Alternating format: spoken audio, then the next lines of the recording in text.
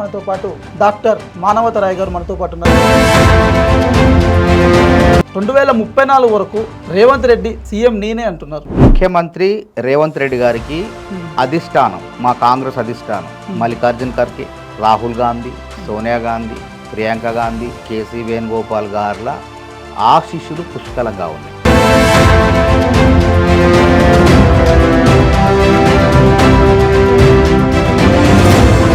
రేవంత్ రెడ్డి ప్రభుత్వం ఏం చేస్తుంది? ముందు ఏదో ఆకాశ హార్మ్యాలు పంచపక్ష పరమాణంలో పేదవాడికి కూడు కావాలని చెప్పేసి బీఆర్ఎస్ ప్రభుత్వం వచ్చిన తర్వాత ఫ్యూచర్ సిటీని రద్దు చేయాలని వస్తే కదా రద్దు చేయడానికి. అసలు ఆ పార్టీ ఉంటుందా? ఇప్పుడే కవిత కుంపడ పెట్టుకొని బయటికి పోయి టీఆర్ఎస్ అని పెట్టుకుని వాళ్ళ పార్టీని పాత పేరే పెట్టుకుని. ఇప్పుడు కేసీఆర్ అట పక్కా జరిగితే ఆ కుర్చీలో ఇద్దరు కూర్చున్నారు, బావా బాంబర్దు. నేను కూర్చుంటా, నేను కూర్చుంటా, రెండు వర్గాలు అయిపోయింది ఆడ. మూసీ ప్రక్షాళన మీద రేవంత్ రెడ్డిపై ప్రజలు కొంత అసంతృప్తిగా ఉన్నారని. అంటే నది అంటే ప్రకృతే కదా, ప్రకృతి కోపం వస్తే ఏమవుతుంది?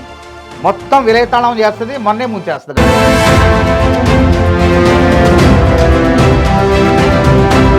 తెలంగాణలో కాంగ్రెస్ పార్టీ 6 గ్యారంటీలు ఎంతవరకు అమలయ్యాయి? 6 గ్యారంటీల్లో గృహజ్యోతి పథకం కింద 200 యూనిట్ల ఉచిత విద్యుత్ 53 లక్షల మందికి ఇస్తారు.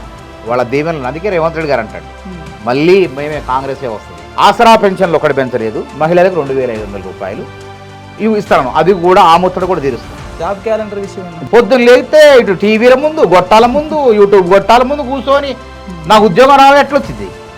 వస్తుందా? చేస్తే ఒక పని చేయండి, రాజకీయం అన్న చేయండి, లేకుంటే చదువుకోండి. అయితే రీసెంట్గా కొత్త పార్టీ పైన మీ అభిప్రాయం? నేను ఇలా అధికారంలో కూడా నాకు అధికారం కావాలి, నేను ముఖ్యమంత్రి అయితే అవుతాను. ఏమన్నా ముఖ్యమంత్రి పాండబ్బా? ముఖ్యమంత్రి పదవి అంటే పాండబ్బా పెట్టుకోవడం అంత ఈజీ అనుకుంటారా? ఈ పెట్రోల్ డీజిల్ పైన బీజేపీ ప్రభుత్వం మరి ఏ విధంగా? బీజేపీ ప్రభుత్వం విఫలమైపోయింది, అందుకే కాక్రోచ్ జనతా పార్టీ వచ్చింది. ఆ బొద్దింకల జనతా పార్టీ, బీజేపీ అంటే బొద్దింకల జనతా పార్టీ అని వ్యంగ్యాస్త్రాలతో పార్టీని ఒక యువత ప్రారంభించింది. పినరాయి విజయ్కి 2 సార్లు అవకాశం ఇచ్చారు, మార్పు కోరారు. మమతా బెనర్జీకి 3 సార్లు అవకాశం ఇచ్చారు, మార్పు కోరారు. నరేంద్ర మోడీకి కూడా 3 సార్లు అవకాశం ఇచ్చారు, 4వసారి మార్పు కోరుతారు. రాహుల్ గాంధీని ప్రధానమంత్రి చేస్తారు.